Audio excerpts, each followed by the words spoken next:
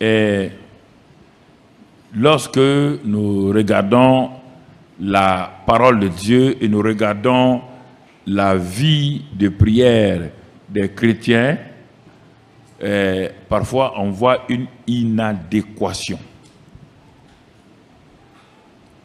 C'est par la prière que Dieu répond à mes besoins. Alors, comment le même moyen que Dieu utilise pour pourvoir à mes besoins, c'est le même moyen qui me frustre. Où je suis le plus embarrassé et ça ne semble pas marcher. Bon, tout le monde dit, il faut prier. C'est juste, il faut prier. Mais pourquoi dois-je prier? Et quand je prie, à quoi dois-je m'attendre? Il y a toutes ces choses qu'il faut examiner pour aller de l'avant. Si vous avez vu dans le Nouveau Testament, en commençant par, il y a eu 3 niveaux de prière. Le premier niveau, c'est Jean-Baptiste, quand on prend le Nouveau Testament. Après, on va aller dans l'Ancien Testament.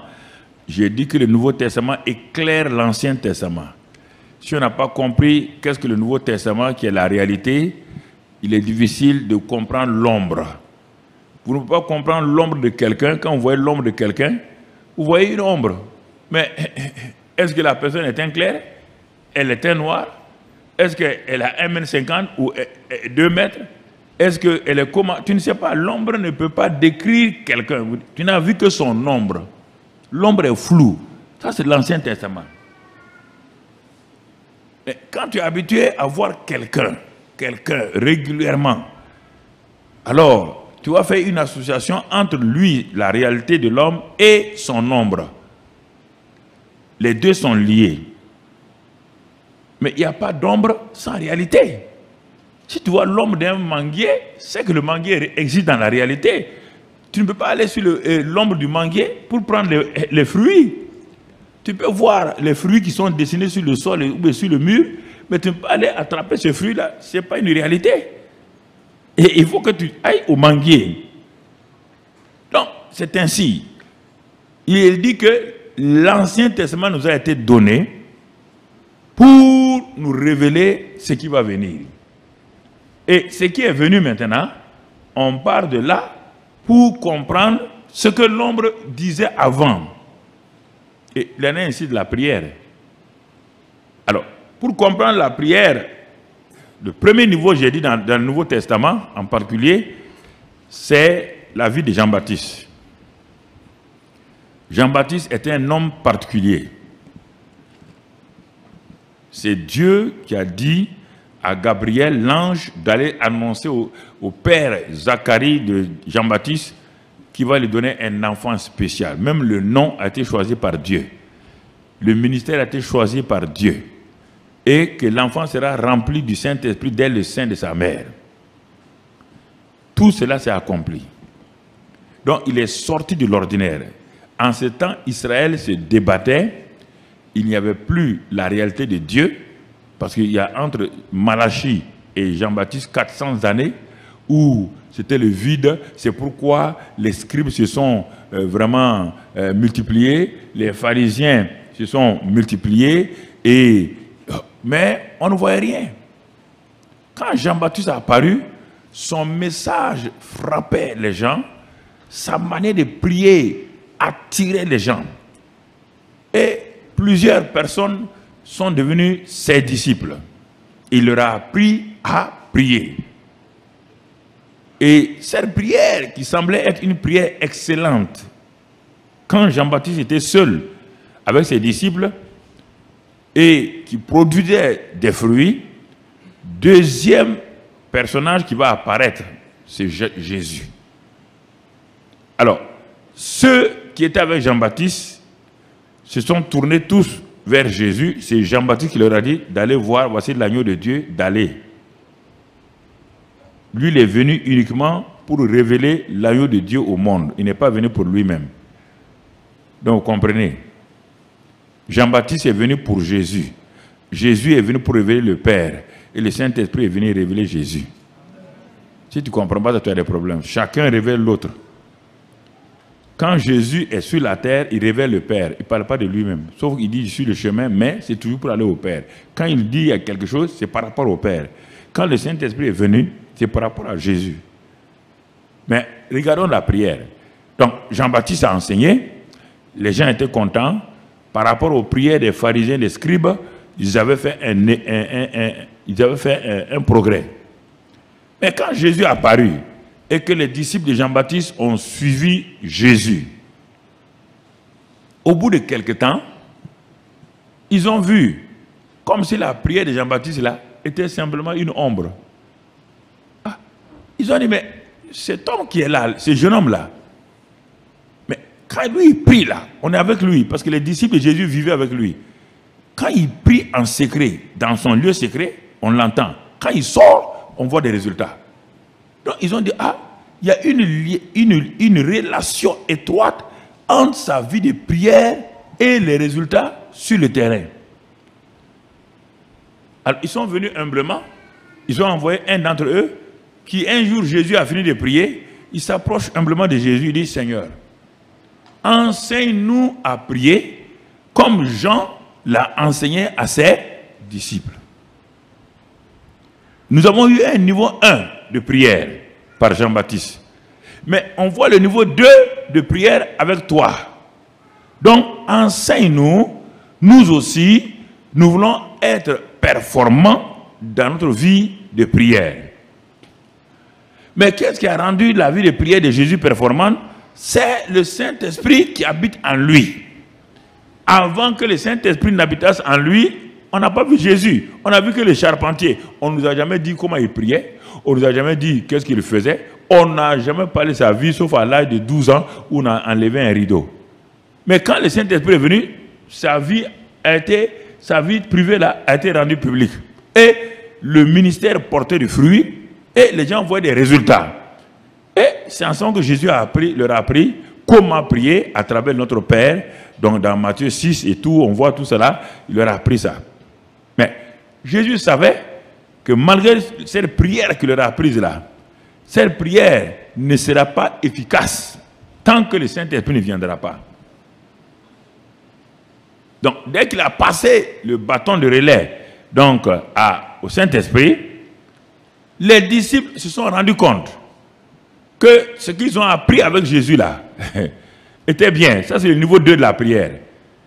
Maintenant, il y a des choses qu'ils ne connaissent pas. Comment aller, si tu dois voyager, quand est-ce qu'il faut voyager, comment il faut voyager, si tu veux entreprendre un ministère. Jésus ne nous a pas appris ça. Maintenant, ils se sont rendus compte et on va lire dans Romains 8, versets 26 et 27. Le troisième niveau de prière.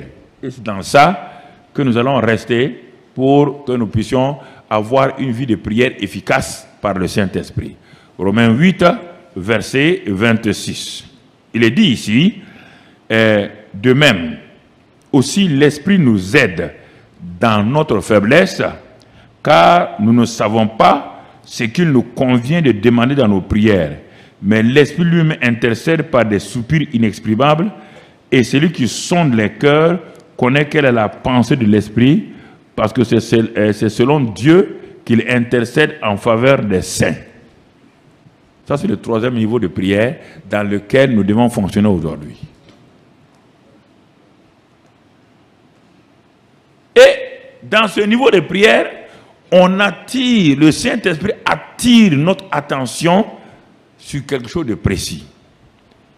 Nous voulons prier, nous voulons prier. On te dit ici clairement, bien que Jésus ait enseigné le Notre Père, comment il faut prier, on te dit qu'il y a quelque chose ici maintenant, on attire ton attention. Et tu ne fais pas attention à ça. On te dit ici, l'Esprit nous aide dans notre faiblesse. La vie de prière que nous avons là, dans notre vie là, l'élément de faiblesse dans notre vie, c'est la vie de prière. Là où tous les chrétiens souffrent là, dans leur vie de prière, c'est ça notre faiblesse. On prie, on jeûne, pas de solution, on dit de prier encore, on passe d'un jeûne à un autre jeûne, on passe de technique en technique, mais rien. Mais il n'y a rien.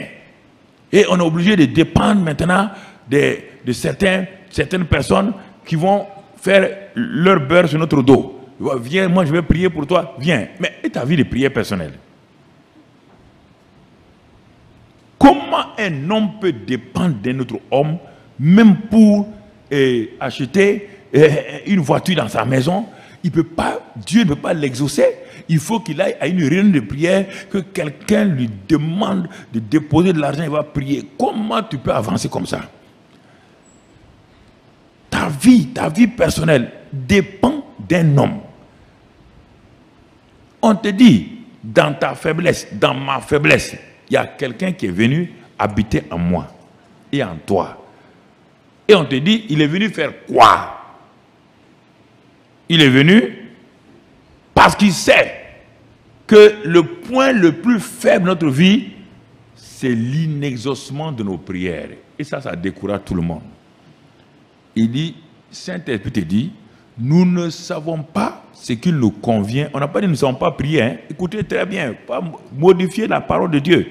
Nous ne savons pas. La plupart des sujets de prière que tu pries là, ça ne plaît pas à Dieu. C'est pourquoi tu n'es pas exaucé. Pourquoi Jésus était exaucé à 100%? Jésus était exaucé à 100% parce que quand il partait pour prier, il attendait d'entendre ce que son Père dit. Quand il sort, quand il fait la chose s'accomplit. Toi, tu peux présenter tes projets à Dieu. C'est différent. On te dit, tu ne sais même pas ce qu'il convient de demander. Regarde bien. Ce qui est convenable à Dieu là, la prière que tu prends à Dieu là, on te dit que tu ne sais même pas. Bien que Jésus ait enseigné le Notre Père, on te dit ici que dans ta vie là, tes besoins là, tu ne sais pas ce qu'il faut demander. Tu ne sais pas ce qu'il te convient, ce qui est convenable à Dieu et pour toi. Et c'est pourquoi il est dit, le Saint-Esprit est venu pour nous aider. Hein, de demander dans nos prières. Mais l'Esprit lui-même intercède par des soupirs inexprimables. Pourquoi? Parce que le Saint-Esprit connaît la volonté du Père et le Père connaît le désir du Saint-Esprit. Donc, si tu es dans l'Esprit et l'Esprit vit en toi, en ce moment-là, tout ce que tu vas demander sera selon la volonté du Père et alors tes exaucements seront faits. Donc, au début, quand nous avons commencé, et j'ai vu que dans les années 80, j'ai vu que quand moi je priais pour les gens étaient exaucés, mais ce n'est pas tout le monde. Les gens ne savent pas quelle est la vie de prière. Donc, ils dépendaient de moi. Donc, les gens couraient chez moi. En ce temps, je n'étais pas pasteur, j'étais directeur général, mais j'avais ma réunion de prière chez moi à la maison. Les gens couraient de tous les quartiers, on a ça, il faut prier pour moi, il faut prier. Mais j'ai dit, mais si je continue comme ça, là, je ne ferai même pas 40 ans, je vais mourir. Et un homme seul ne peut pas prier pour tout le monde. Et c'est ça qui fait qu'il y a des problèmes. Et ensuite, à un moment donné, je vais mentir. Parce que pour vouloir plaire aux gens, je suis obligé de mentir. Comme beaucoup de gens aujourd'hui, ils mentent. Quand quelqu'un te dit Dieu a dit ça, ça ne se passe pas, c'est un mensonge. Ou c'est toi qui n'as pas compris. Je vous ramène, ce que j'enseigne là, je vous ramène dans mes années passées, dans ma jeunesse, donc pour vous montrer comment j'ai appris les choses avec la Bible, le Saint-Esprit et l'expérience quotidienne. Et j'ai commencé à chercher pourquoi certains étaient exaucés. J'ai commencé à chercher et c'est là que j'ai commencé à acheter les livres de biographie. Je suis tombé sur le livre de Muller, l'homme de la foi en Angleterre. J'ai lu, j'ai commencé à comprendre qu'il a commencé un orphelinat. Les gens disent qu'il a le plus grand orphelinat du monde avec 10 000, tout le monde veut faire orphelinat. Mais non, c'est Dieu qui a parlé à Muller et il n'était pas d'accord. Dieu a dit à Muller d'ouvrir un orphelinat. Le gars n'était pas d'accord, mais il avait la volonté de Dieu. Les autres veulent ouvrir un orphelinat, allez dire à Dieu, j'ai ouvert maintenant, il faut bénir. Est-ce que vous comprenez la prière? Ah, j'ai mon projet, Seigneur, il faut bénir. Dieu dit, ah non, le projet ne vient pas de moi. Je ne bénis pas ce qui ne vient pas de moi. Et c'est ça qui frustre les chrétiens. Mais les gens te disent, non, non, nous on peut faire Dieu. Non, ok. Si c'est ça, il faut aller. Je suis en train de débroussailler le terrain avant d'aller tout doucement, donc, dans ce que la Bible nous dit ici. Donc, j'ai commencé à chercher. Comment? J'ai commencé à fouiller la Bible. Si on doit être exaucé, il y a un moyen. Et la prière est importante. Et on me dit dans le livre des psaumes, oh, toi qui écoutes la prière, tous les hommes viendront à toi. Toi qui exauces la prière. Donc, s'il exauce la prière, et en lisant la vie de plusieurs hommes de Dieu de l'époque et qui avaient du succès dans la prière, j'ai découvert comment ils avaient. Et là, j'ai commencé donc une série d'enseignements sur la prière pas à pas. Chaque année, j'améliore. Pendant 3 mois, j'enseigne ça, la prière, uniquement la prière. 3 mois, j'enseigne la prière. Ça, c'est au début donc, de l'église et du ministère. Parce que ces hommes qui sont devant moi, ces femmes qui sont devant moi, tant que leur vie de prière ne portera pas de fruits, je passe mon temps, j'aurai des problèmes. Parce qu'ils seront des fardeaux pour moi. Au lieu qu'ils soient là pour m'aider, c'est moi, ils vont m'alourdir de telle manière que ma vie de pasteur ne sera plus agréable. Mais s'ils savent prier comme moi je sais prier, ensemble là, nous allons voir de grandes choses. C'est ça que j'ai compris. Donc, j'ai commencé à chercher et j'ai commencé à regarder. Dieu me dit, vous priez. Mais la prière, les images de la prière, c'est quoi? André Muret m'a appris ça. Il dit, mais la prière, c'est un avion qui est rempli de grandes choses et qui veut atterrir dans un pays où les gens ont des besoins. Ils ont des besoins. Alors que ils sont entourés par de l'eau partout. L'avion est en train de chercher quoi? Hein? Mais s'il n'y a pas de piste, malgré le fait que l'avion soit chargé de biens là, ça serait utile pour quelqu'un? C'est ça que j'ai commencé à comprendre. Dieu me dit, bon, et moi, chez moi, mes mains sont remplies de bénédictions. Mes enfants là croient que je suis avare. Non. Moi, je ne mange pas, je ne bois pas, je ne porte pas de vêtements. Tout ça, j'ai préparé pour mes enfants. Et mon avion est en train de chercher comment atterrir dans leur vie. Mais quand je vois leur vie, il n'y a pas de terrain d'atterrissage. Ils sont en train de crier au secours, au secours. Nous, de l'avion, on voit leurs mains se lever. De l'avion, on voit qu'ils lèvent les mains, tout le monde crie, oui, on est là. Mais l'avion ne peut pas atterrir. Parce qu'ils n'ont pas offert une piste d'atterrissage pour que l'avion atterrisse. Il dit, bon, supposons que je largue tous ces biens-là, ça va tomber où? Dans l'eau. Est-ce qu'ils auront? Ça va les servir? C'est pourquoi parfois Dieu ne largue pas les choses sur toi, parce que ça va être perdu. Il cherche une piste d'atterrissage dans ta vie. La prière, c'est ça. Quand tu cries, l'avion de Dieu se met en chose. Il va venir atterrir dans ta vie. Mais quand il vient, il ne trouve pas. Il ne trouve rien. L'avion repart. Ah, mais on a vu l'avion. Oui, mais est-ce qu'il a pu atterrir? Non. Puisqu'il n'y a pas de sol sec, tout est autour de toi, tu as des problèmes. C'est ce qu'on appelle l'eau. L'eau est autour de toi, ça c'est des problèmes. Mais s'il largue tous les médicaments, par exemple, ça va aller dans l'eau, tu n'auras rien. Il faut une piste d'atterrissage. Donc, ça, c'est des choses très importantes. Et j'ai continué à chercher. J'ai dit, mais tant que nous n'aurons pas les clés de la prière, nous n'allons pas aller loin.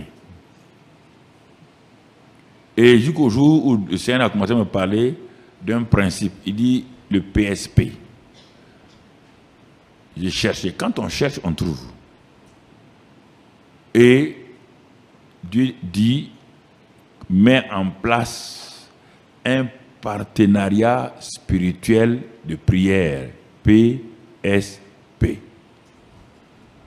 Qu'est-ce que c'est? Il me dit, va dans Matthieu 18, tu vas trouver là-bas. J'arrive dans Matthieu 18, versets 17, 18, 19, 20. Il me dit, si deux s'accordent sur la terre pour demander une chose quelconque, il dit, le Père qui est là-haut, là, parce qu'ils se sont accordés avec la parole, se sont accordés entre eux, ils se sont accordés, connaissant ma volonté, il dit en ce moment, mon Père Céleste va les exaucer. Ah, je dis, moi, ma vie de prière s'améliore bien. Mais la vie de prière de l'Église ne s'améliore pas. Donc, les chrétiens viennent, papa, il ne m'appelait pas papa à l'époque, j'étais quand même jeune. Il me disait pasteur ou bien frère, on disait comme ça, frère ou pasteur. Ah, ça ne va pas, il y a des problèmes. Et j'ai dit maintenant, la plupart de ceux qui venaient à l'église, c'était beaucoup de femmes. Dans ma cour du moins, c'était des femmes. Des femmes ont trop de problèmes, c'est elles qui vont aux réunions de prière. Mais leur mari là m'insultait. C'était au début de la Révolution, dans les années 84-85. Les maris m'insultaient. Oh, mais il va laver votre cerveau. Vous partez là-bas, il prend votre argent. J'ai entendu toutes sortes de choses. On m'appelait, multipliez-vous. Que quand les gens viennent, j'éteins la lumière, et puis maintenant j'ai dit aux gens, multipliez-vous, multipliez-vous. Les journalistes m'ont appelé comme ça. Mais ces journalistes, après, il est venu se repentir. Quand j'ai grandi, il a vu il dit, que nous, ils ont sorti un journal spécial sur moi. Un magazine. C'est pas aujourd'hui, hein? Ils ont sorti un magazine. Donc, ils ont dit toutes sortes de choses. Les maris, mais j'avais des problèmes avec les chefs religieux. On dit, mais quel est ce gars-là? Un directeur général, où il s'assoit manger son truc, il se mêle des choses qu'il ne regarde pas. Quelle école publique il a faite? Il n'a pas fait d'école publique. Je suis à l'école de Dieu. Alors, je suis en train de chercher mes voies. Comment conduire ces gens-là? C'est ça que Jéthro est venu dire à Moïse. Moïse, attention, hein, tu es un leader. Mais je vois que ce que tu fais là n'est pas bon. N'est pas bon. Parce que tu vas t'épuiser et tu vas épuiser le peuple et vous n'arrivez pas à bout. C'est ça qui est arrivé. Bien que Jéthro ait dit ça, Moïse n'est pas arrivé à bout et le peuple qu'il conduisait n'est pas arrivé à bout. Donc j'ai tiré des leçons de tout ça. Alors j'ai commencé à chercher et j'ai commencé à dire aux chrétiens, bon, on va apprendre à prier selon les principes de l'esprit, ce que Dieu donne. Il a dit, nous ne savons pas ce qu'il faut demander, ce qu'il convient de demander. Moi, j'ai demandé au Saint-Esprit comment on peut avoir une vie de prière efficace. Comme moi, je ne sais pas. Et comme ce n'est pas écrit directement dans la Bible, voici le premier point, deuxième point, troisième point, comment rendre une vie de prière efficace. Le Saint-Esprit qui est là, lui, il vient, il sonde le cœur du Père, il connaît la volonté du Père. Et moi, il connaît mes faiblesses. Il vient m'aider.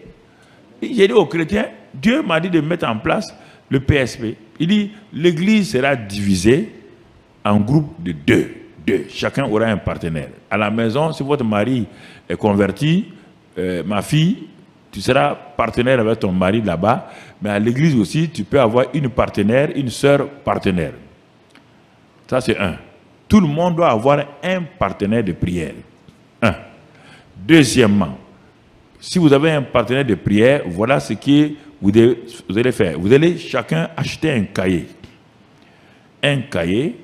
Et dans ce cahier-là, vous allez donc prendre chaque page et vous allez diviser en 3 colonnes, ou bien 4 colonnes. Colonne numéro 1, le numéro d'ordre, et puis la date.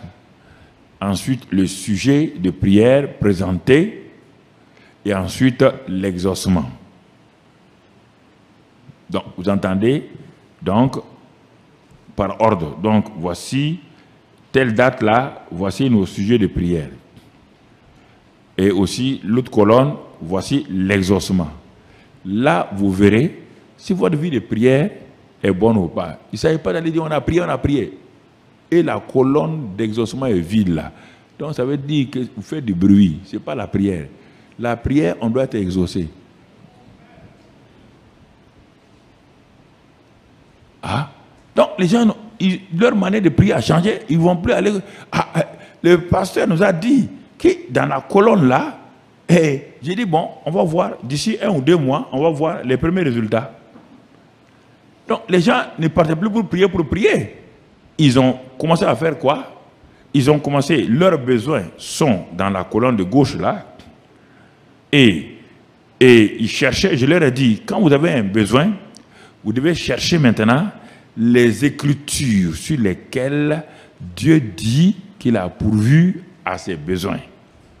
Sinon, si vous voulez prier au hasard, Seigneur, tu as un problème, tu ne sais pas, tu dis à Dieu de m'aider, Dieu n'aide pas les gens. On dit que c'est le Saint-Esprit qui nous aide dans notre faiblesse pour que nous sachions comment prier. Il ne faut pas amener le style traditionnel, Dieu n'a qu'à nous aider. Aider dans quoi? Ça, c'est traditionnel. Alors, ils ont commencé à bon, tu t'accordes à moi de oui. Bon, quel est ton problème? On a commencé par les femmes. Ah, elle disait, mon mari doit être sauvé. Il dit, ce n'est pas un problème. Mettez-vous deux. Vous connaissez les noms de vos maris, non? Oui. Mettez dans la colonne là, les noms de vos maris là. Et chacune, vous entendez deux. Ensuite, vous viendrez collectivement. Vous allez crier à Dieu. Il dit que si tu crois, tu seras sauvé, toi et ta famille. C'est un verset sur lequel vous pouvez vous appuyer. Donc, un verset sur lequel vous pouvez vous appuyer. Simplement. Alors, vous allez vous accorder. Vous allez crier à Dieu. Vous n'avez pas besoin d'avoir un vocabulaire parfait. C'est votre cœur. Ce n'est pas le vocabulaire qui impressionne Dieu. Parce que quand les gens prient, ils veulent impressionner leurs voisins, leur manière de prier. Oh, excellent Père, ils changent de voix, ils deviennent bizarres. Hein? Quand tu parles à ta femme, tu parles à ta femme comme ça, chérie, tu vois. Il dit, mais qu'est-ce que tu as aujourd'hui? Pourquoi tu parles comme ça même? Mais quand ils veulent parler à Dieu, ils changent. Non, Dieu est votre Père. Soyez simple là. Dites à Dieu, mon mari là, je ne le veux pas. Il dit, mais attention, hein, mais dites pas à Dieu de sauver vos maris pour qu'ils ne courent plus des femmes. Ça, c'est intérêt personnel. Et on va le voir tout à l'heure là. Dieu n'exauce pas ça. Ah non, sœur, si c'est ça là, Dieu ne va jamais exaucer. Le gars va en enfer, toi tu dis, il faut plus qu'il court des femmes pour venir t'embêter. Donc tu es égoïste. Dieu ne répond pas à ces prières là.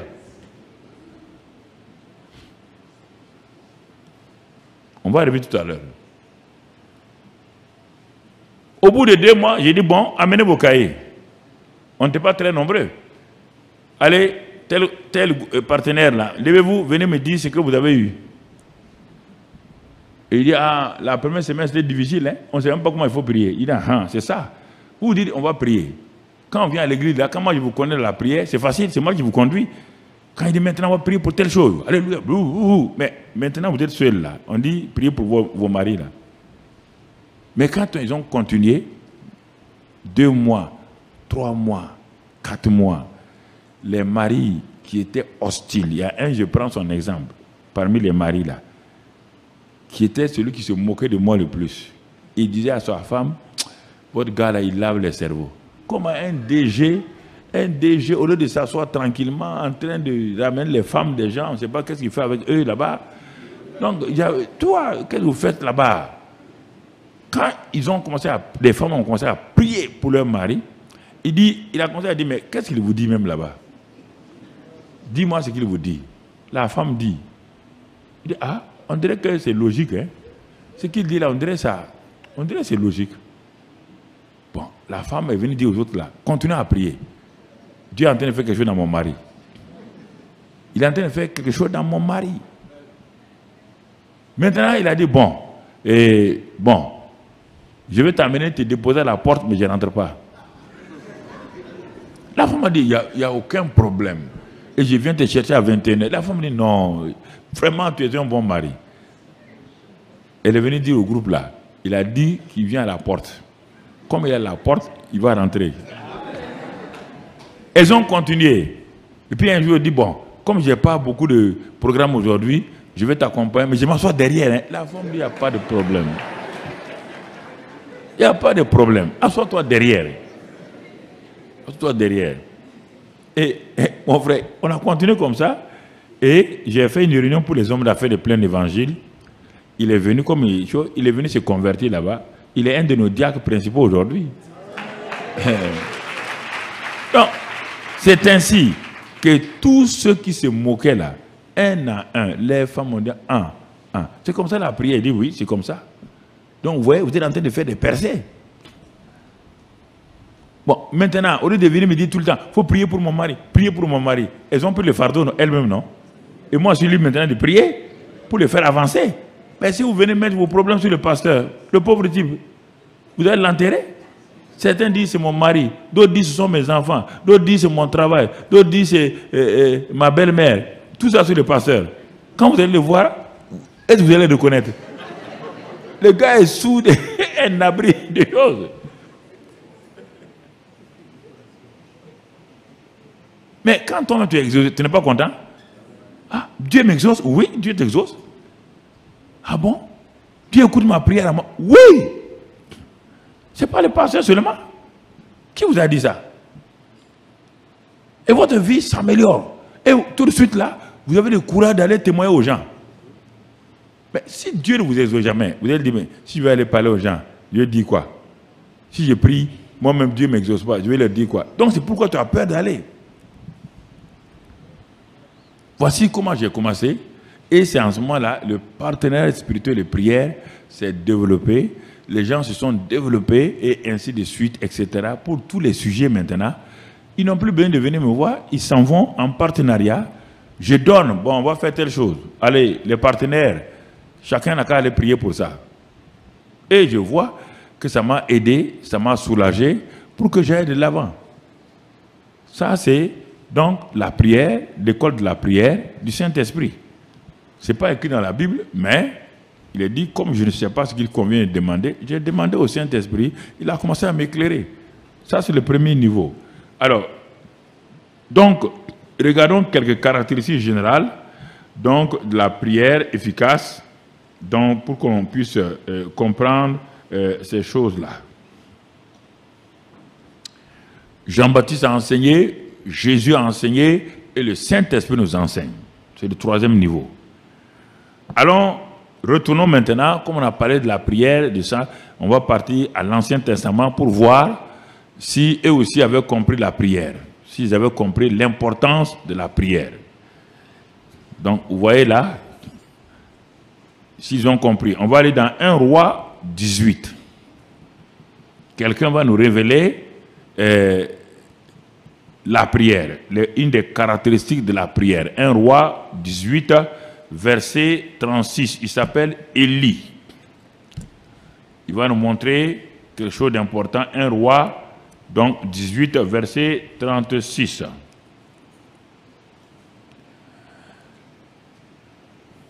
Élie était face à des prophètes, des faux prophètes de Baal et d'Astarté.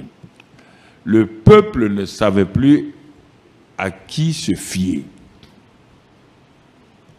Le peuple ne savait plus. Les Baals se sont venus s'installer chez le roi du pays. Ils ont dit qu'ils sont prophètes. Ils mangeaient là-bas.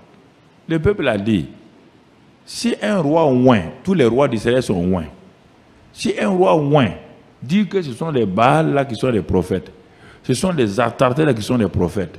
Ah, donc qu'est-ce qu'on va dire? C'est le roi qui a dit ça. Le roi les a acceptés. Donc, tout doucement, les Baals ont imposé leurs règles, leur manière de vivre à tout le pays. Et la présence de Dieu a commencé à s'affaiblir dans le pays. Et au bout de quelques années, tous les habitants du pays sont devenus des gens dans la confusion. Et Dieu est obligé de susciter un homme appelé Élie. Il n'était pas prophète, c'était un habitant, Élie le Tishbite, un habitant de n'était pas un prophète. Mais un homme qui a décidé d'aller et de voir qu'est-ce qui est dans le cœur de Dieu pour le pays là.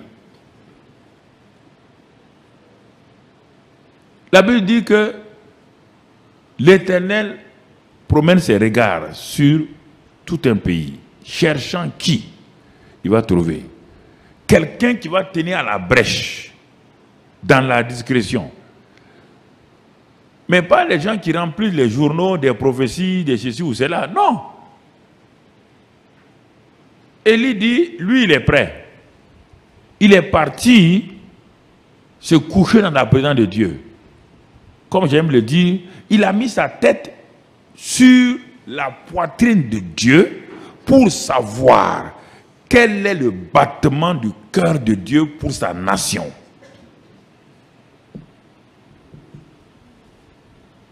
Malgré le fait que les gens vivaient mal, malgré le fait que les gens ont entraîné la colère de Dieu, Élie dit, tant que je ne saurai pas ce que Dieu veut pour le pays là, rien ne se passera. Et il s'est tenu dans la présence de Dieu. La version d'Arbi, quand il a apparu, la version d'Arbi dit, quand il vient parler à Akab, il vient dire, je suis un homme qui se tient dans la présence de Dieu. Et il est sorti de cette présence-là avec des paroles claires et nettes. Et il ferme le ciel d'abord pour montrer que les Baals et les Astartés n'ont aucun pouvoir. Et que lui, il est minoritaire. Il est un prophète qui est resté. Il y avait 7000 intercesseurs, mais qui ne cherchaient pas le cœur de Dieu. Dieu va révéler plus tard cela à Élie.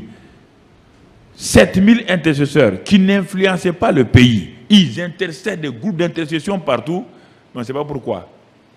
Mais un seul homme, Élie, est parti se cacher pour savoir qu'est-ce que Dieu pense de la situation nationale.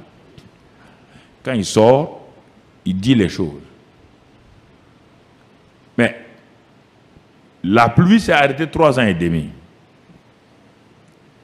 Mais maintenant, Dieu dit à ce même Élie-là, après 3 ans et demi, Dieu lui dit simplement d'aller pour ouvrir le ciel. Mais on va voir ça tout à l'heure. Mais ce que je veux vous dire là, quand il y a eu la confrontation entre les prophètes de Baal et Élie, Élie va nous montrer ce qui l'a amené à prier et quel est le genre de prière que Dieu veut voir. Dieu veut voir. Quel est le genre de prière que Dieu veut voir? Voilà. Donc, on va voir dans 1 Roi 18, 36. Au moment de la présentation de l'offrande, Élie le prophète s'avança et dit, « Éternel Dieu d'Abraham, d'Isaac et d'Israël, que l'on sache aujourd'hui que tu es Dieu en Israël, que je suis ton serviteur et que j'ai fait toutes ces choses par ta parole. » Voilà le contenu d'une prière. La prière contient des éléments. S'il n'y a pas ces éléments-là, tu as parlé, tu as bavardé, mais tu n'as pas prié. D'abord, il élève Dieu. Tu es un Dieu vivant, éternel. Tu es le Dieu d'éternité. Ça veut dire que tu n'as ni commencement ni fin. Tu es le Dieu omniprésent, omniscient et omnipotent. Mais ce n'est pas fini. Tu es le Dieu de nos pères. Abraham, Isaac Jacob. Tu es le Dieu de nos pères. Tu es un Dieu très grand, mais en même temps, tu es proche de nous. Autre élément qu'il révèle dans cette prière-là, il dit, ma prière n'est pas pour moi, hein, que l'on sache aujourd'hui que tu es Dieu en Israël. Il faut que le peuple la voie que ni Baal ni Astarté ne sont le Dieu d'Israël. Je prie là, je ne cherche pas ma gloire. Je cherche que tout le monde sache que tu es le Dieu d'Israël et que ce n'est pas Baal ni Astarté. Et, autre élément, que je suis ton serviteur. Moi, je suis là comme l'instrument par lequel je m'adresse à toi pour que tu manifestes ta gloire. C'est ta gloire que je veux. Je ne suis que ton serviteur. Le canal de bénédiction. Un homme caché. Et, partie importante maintenant, et que j'ai fait toutes ces choses-là par ta parole. Voilà les éléments de la prière. Alors, quand tu pars prier là, est-ce qu'il y a ces éléments dans ta prière? La prière s'adresse à quelqu'un de réel. Quand tu vas prier, tu vas t'adresser à quelqu'un qui est réel. Quelqu'un qui est réel. On ne prie pas dans le vide. Il est là, le peuple.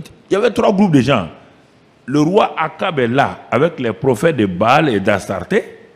Le peuple est là. Et Élie est là tout seul, minoritaire. Il est en train de dire à tout le monde, tous ceux qui écoutent sa prière là, il est en train de leur apprendre la prière efficace. Il est en train de défier. Puisqu'il a dit aux Baal de prier. Les Baal ont prié, il n'y a pas eu de bruit, il n'y a rien eu. Donc ça veut dire que leur Dieu, Baal là, n'est pas le Dieu d'Israël. Maintenant, il veut montrer au peuple là que le Dieu que lui sert, c'est lui le Dieu d'Israël. Et il élève, il fait cette prière. Le peuple a entendu, les Baal ont entendu, Akab a entendu. Et il y a ces 5 points de prière qu'il a présentés à Dieu. Tout ce que je fais là, c'est sur la base de ta parole. Et je veux que les gens sachent que c'est toi qui es Dieu. Toute prière qui ne contient pas ces éléments-là, c'est de l'égoïsme. On ne prie pas pour être exaucé, pour être exaucé. Où est la part de Dieu dans votre exaucement? Quelle est la part qui revient à Dieu? Où est la gloire de Dieu? Qu'est-ce que Dieu reçoit? Qu'est-ce qu'il reçoit? Qu'est-ce qu'il reçoit? Si vous ne croyez pas, regardez 1 Jean 5, 14. 1 Jean 5, 14 et 15. Parce que la prière s'apprend. On apprend la vie de prière par le Saint-Esprit. Ici, là, ce n'est pas écrit quelque part. Élie s'est adressé à Dieu. Et comme Élie était un homme loin, le Saint-Esprit est sur lui, alors il s'attend à ce que 1 Jean 5, verset 14. Regardons un complément de la prière. 1 Jean 5. Il dit, nous avons auprès de Dieu cette assurance que si nous demandons quelque chose selon sa volonté, il nous écoute. C'est un autre élément de la prière qui vient s'ajouter à tout ce que Élie a dit. Et si nous savons que Dieu nous écoute, quelle que soit la chose que nous demandons, nous savons que nous possédons la chose que nous lui avons demandée. Donc, la prière, il faut être sûr que Dieu t'écoute d'abord. Si Dieu ne t'écoute pas, il ne te répondra pas. Et pour qu'il t'écoute, pour que Dieu même t'écoute simplement. Pour qu'il t'écoute là, il faut que ça soit selon sa parole, sa volonté. C'est ça que Élie dit. Je me tiens ici, devant ces 850 prophètes, devant ce peuple-là, devant ce roi méchant-là qui tue les gens, pour leur dire que je ne suis pas ici par ma propre volonté, mais par la volonté de Dieu. Et que c'est Dieu qui m'a dit, c'est pourquoi je prie. Je suis sûr de l'exaucement. Je suis sûr de l'exaucement. Il n'a pas demandé autre chose. Hein? Parce que Dieu lui a dit d'aller ouvrir le ciel pour qu'il pleuve. Mais il dit non, d'abord, il faut que les gens sachent qu'il est Dieu. Parce que s'il m'avait ouvert le ciel comme ça, là, les gens ne sauront pas. Il faut d'abord que les gens sachent qu'à partir de maintenant, le peuple de Dieu là ne soit plus séduit un jour par des faux prophètes qui vont venir leur dire à ça, à ça, à ça, à ça. Non, non. Il faut qu'ils sachent qu'il y a un seul Dieu qui répond à la prière. Si les gens viennent vous faire des propositions, on peut prier comme ça, on peut prier comme ça, on peut prier comme ça. Bon, ok. La preuve que le peuple était dans la séduction, croyant que les Baals aussi étaient des dieux, croyant qu'eux aussi, ils avaient un pouvoir. Mais ils viennent de voir publiquement que les Baals n'ont aucun pouvoir. Aucun. Aucun pouvoir. Tu dis que tu es un enfant de Dieu. Tu dis que tu es un serviteur de Dieu. Mais toi, tu pries devant les gens et la chose ne s'accomplit jamais. Ah, le peuple a le droit de douter. C'est pourquoi on ne prie pas au hasard. Nous ne savons pas ce qui nous convient. Si tu demandes des choses qui ne sont pas dans la volonté du Saint-Esprit, il ne viendra pas. Et s'il ne vient pas, voici la honte pour toi. Et s'il y a la honte là, les gens vont commencer à douter de toi.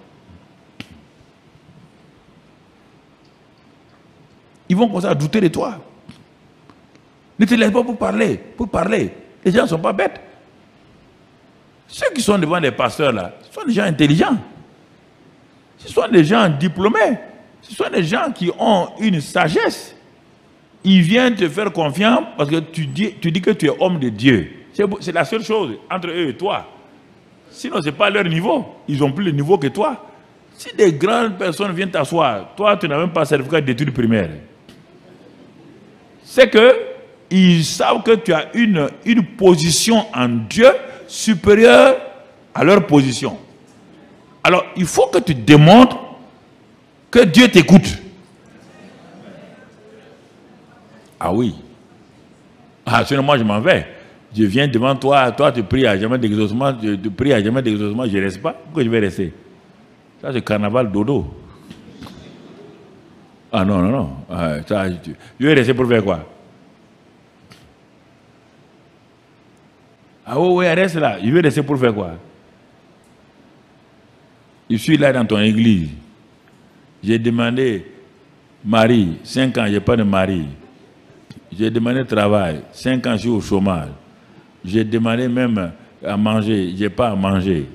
J'ai demandé ça, il n'y a rien.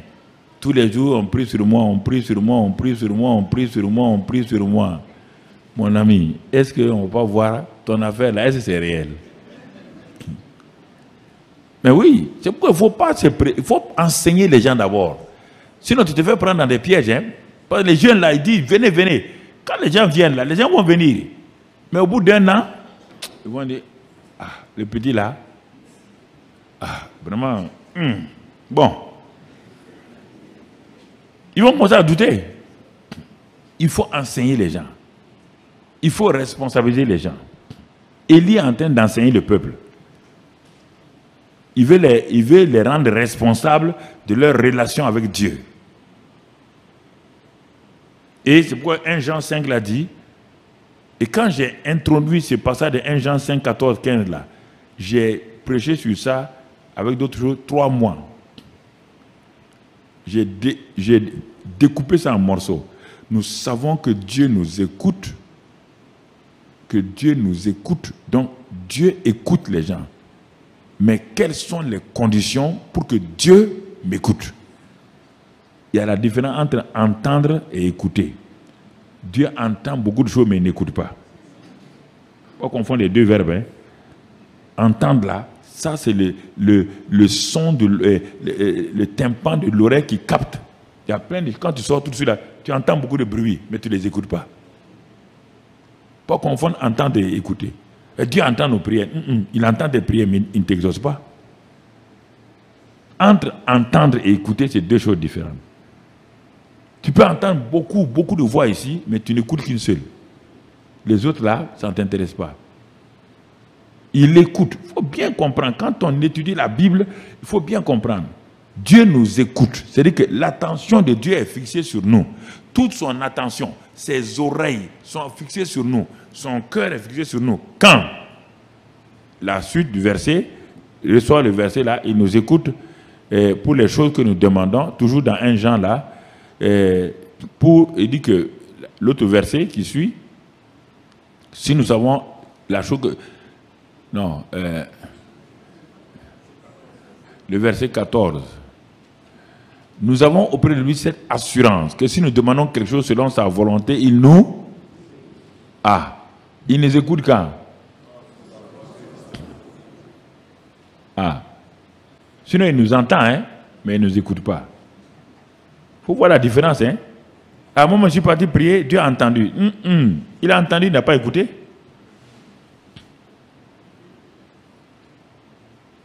Il n'a pas écouté.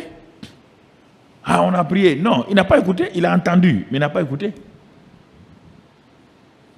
Les chrétiens, parfois, ils ne connaissent pas la grammaire même. La grammaire simple, ils ne connaissent pas. Ils confondent écouter et entendre. Écouter n'est pas entendre, entendre n'est pas écouter.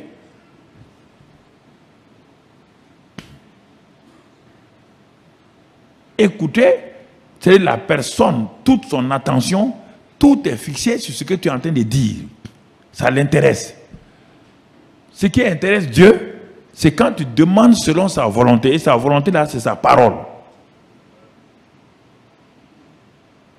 Il ne faut pas dire à Dieu, tu vois, j'ai un problème là. Maintenant, quand j'ai un problème, il faut me donner ça. Dieu dit, mais ma fille, mon fils, c'est pas comme ça. Hein?